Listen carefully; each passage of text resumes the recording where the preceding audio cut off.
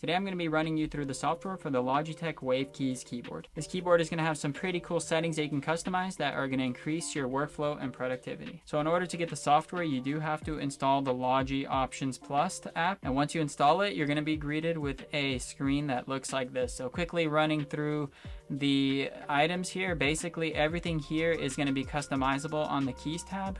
Easy switch is if you have multiple devices connected to the keyboard, you can switch between them by clicking the button in the software. Alternatively, you can switch by pressing the F1, F2, or F3 keys. And then the settings menu is going to be pretty basic. You can control how the function keys work. You can make it a Mac or Windows layout keyboard, which is definitely going to be handy based on what OS you're using.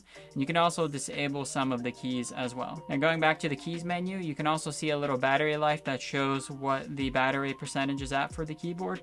And then most importantly, these are going to be all of the customizable shortcuts you have with this keyboard. If I go ahead and press this, you can see page down is the default, and then what you can do is you can customize it to do something different. Here's a list of all of the custom things you can do. You can do things like copy, paste, open up your emoji menu, and a lot more things here, as you can see. Now, if you don't see anything you like here, you can create your own custom shortcut. In order to create a custom shortcut, all you do is you press this, click Control-Shift-T, and you can see that now I have this shortcut assigned. And what does this actually do? Well, if I open up my browser, let's say I'm on the Logitech website just looking through different products and news, etc., and then let's say I close this, and then I'm like, wait, I need to go back. So one thing I can do is I can go to my history, go back to that tab, or I can search it in again.